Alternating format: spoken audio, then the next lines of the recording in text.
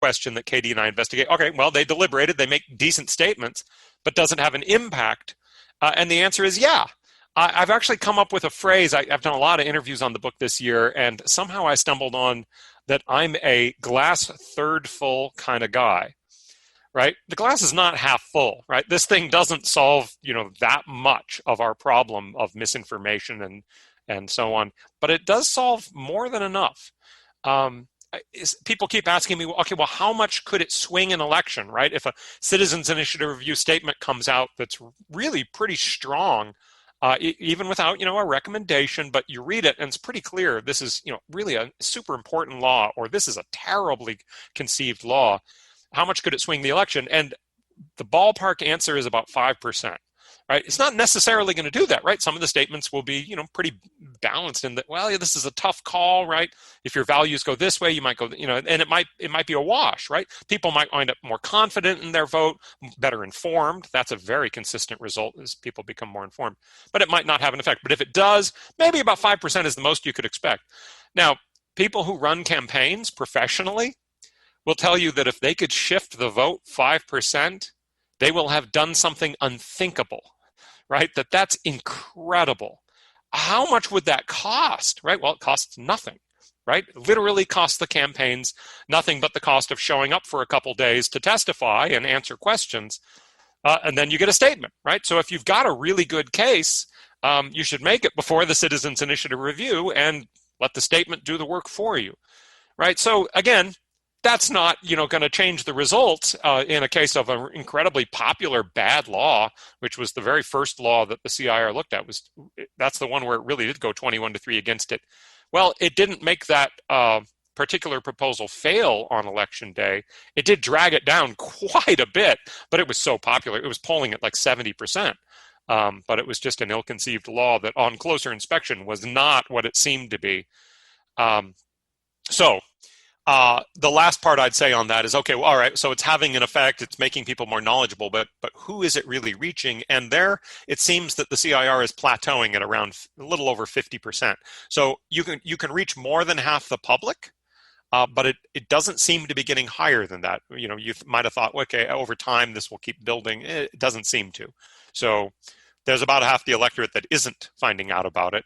Those who do find out about it are learning something and are learning facts, and in fact, very encouraging evidence that those who you would least expect to learn a new fact are the ones who, in fact, are most likely to learn it. So, for instance, if you're a Democrat and you're quite convinced about some feature of genetically modified foods, and that's what's on the ballot, our survey in a little experiment we run might have a question about genetically modified foods that is an empirical question. Is the following statement true? And it's something that you would not be inclined to believe, but the CIR statement says, yeah, you know what, that's true. And, even as, a kind of lefty liberal, you read the statement, and when we give you our experimental survey, you're more likely to say, yeah, I guess that is true. I don't want it to be, but I guess it is, right? And the same thing for Republicans. So people are correcting their biases by reading the statement, which is very encouraging given how much we hear all the time about how everybody is driven by motivated reasoning. And we are, except when we aren't. The CIR is this relatively small-scale application of the deliberative democracy process. How would you see this? How would you idealize this ramping up to a larger scale for a state race, a Senate race, or even a presidential election?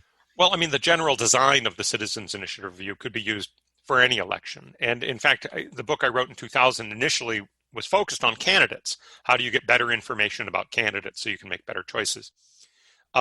So that principle applies and scales perfectly well. One of the pushbacks I often get is, well, people already know who they're going to vote for in these elections, and so it wouldn't make any difference.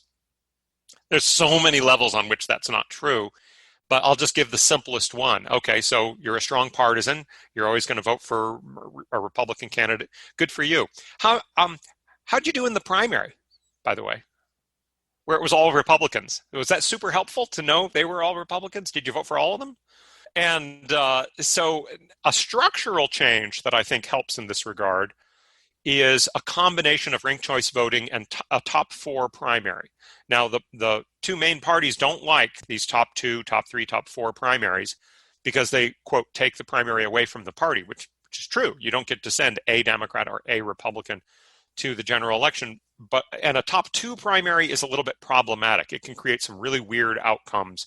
For instance, if, say, it's a heavily Democratic district and 2 Republicans run in the primary and 8 Democrats run, it actually has happened that, whether it's the left or the right here, that the 2 Republicans advance because the Democrats all canceled each other out. So here the party that has a majority of the voters has no candidates in the general. So top 2, it can be a mess. Also, I think the more obvious limitation of it, it tends to just produce the two parties, right? It gets you 1 Democrat and 1 Republican. Whoop-de-doo, right? Well, that was a super helpful open primary. Top 4 has to work because by definition, unless you have 4 really strong major parties or something, you're going to get at least 2 candidates from one party, usually from the party that is strongest in that district. So now the problem of the primary, if you will, is carried over into the general. Right now, if you're a Democrat, you've got 2 Democrats, you still got to choose between Democrats, right? Knowing that there's a Democrat doesn't help. Same thing for the Republicans. So if it's 2 Democrats and 2 Republicans, which will be a common result, sometimes there will be a Libertarian or a Green making it in or so on. Now, again, as a voter, you still have to make a choice. The reason I put ranked choice voting with that is you don't want people to have to choose a candidate. You want them to be able to say, hey, you know what? This is my favorite candidate, and this is my least favorite candidate. Right, I would not even vote for this person. Right, they're absolutely never going to get my vote. There's 4 candidates. I'm only ranking 3 of them. That's so much more informative when it comes to tallying up votes, and nobody worries anymore about, quote, throwing away their vote. So if you have kind of a long shot candidate who makes it through the top 4, that's your first choice if that's who you're excited about, and you just you know that when they get dropped out in the first round of tallying, you'll get moved to your second candidate. But what if lots of people like them? Or what if they wind up being, a popular second choice and they survive the first cutoff? Ranked choice voting can create these somewhat surprising outcomes where really a candidate that people can live with winds up winning. Now, there's a couple interesting theories about that. One is this might actually strengthen the 2 parties, but in a good way, the 2 major parties, in that it may encourage a bit of moderation. That is, if both of their sort of 2 strongest candidates out of the primary make it to the general, chances are that the more extreme of those 2 candidates won't be picking up a lot of votes in the second or third tally, right? That people will view them as too extreme. So you may have people who have a liberal and a conservative philosophy getting elected into, say, a legislature where they're not as far apart as they are historically, and the antagonism isn't quite the same. So they might actually be able to govern effectively and come up with solutions that are more broadly acceptable. Now, if you want more radical solutions and you want to elect extremists, it may not be the best system for you.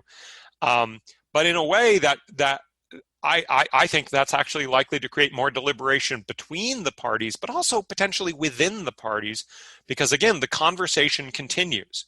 Right? Okay, who do we want to represent our party is not just a primary question, it's now a general question as well. So now is going to be a great time for us to take a break. So we're going to be right back with Professor John Gastil. Hello. You're listening to Kinda Sorta Brown, a podcast that takes a deep conversational dive into the intersection of identity, policy, and action. This show tackles issues that are real and deeply rooted in the experiences of communities of color across the U.S. Tune in for fresh content every other week wherever you get your podcasts.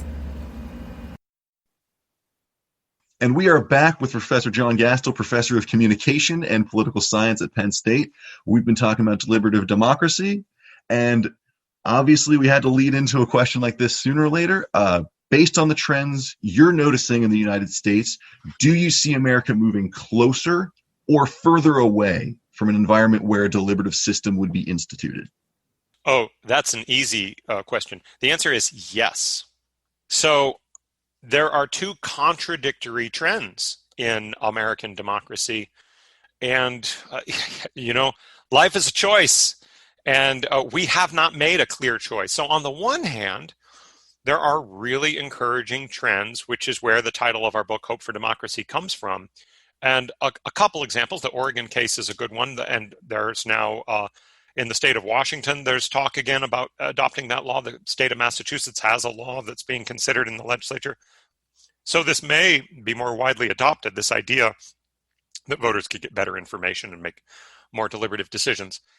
But there's other trends that are really, frankly, more widespread. The simplest example is participatory budgeting. So the Participatory Budgeting Project in New York has worked with communities all over the country to make the budgeting process at particularly the municipal level more open to broad participation. And people have had a voice that has had real effects on millions and millions of dollars.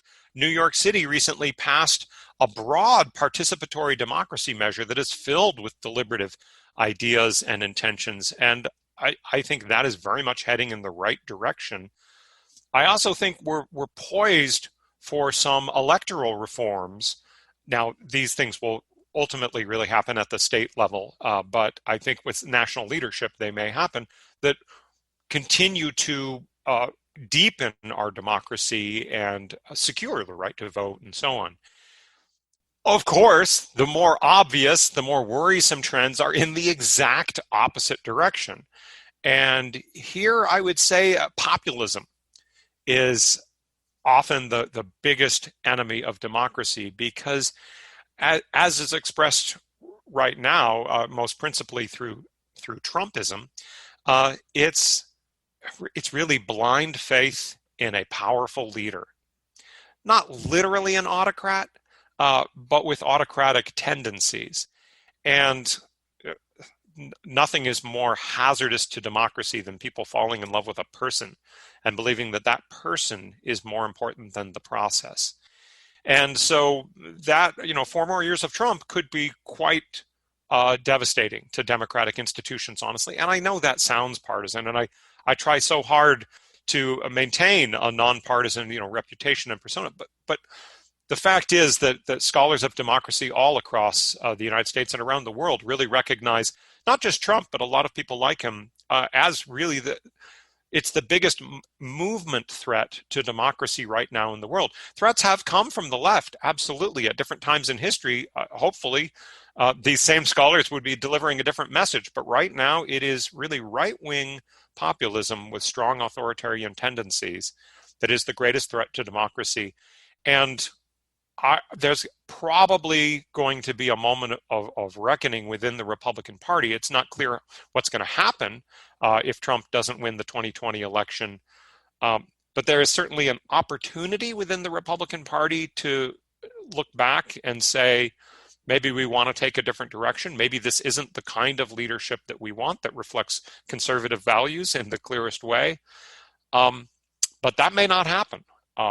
In some ways, the base of the Republican Party is now more attached to the ideas and kind of the tone, the tenor, and the direction that Trump has given than it necessarily is to Trump himself. So that may persist after Trump, whether that's after 2020 or if he's reelected after 2024.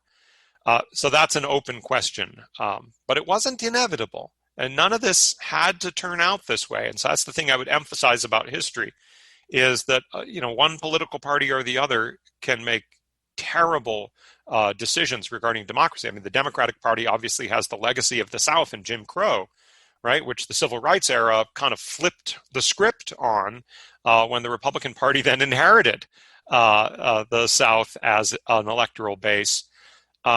So we don't know where the parties are going in the future, but one would hope that democratic principles and the spirit of democratic innovation would prevail and would have an influence within both political parties.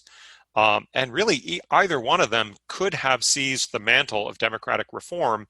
Right now, the Democratic Party is more poised to do that, really because Trump won a primary that Republican Party leaders did not want him to win, and a whole slate of candidates tried to defeat him and couldn't. So history is a funny thing.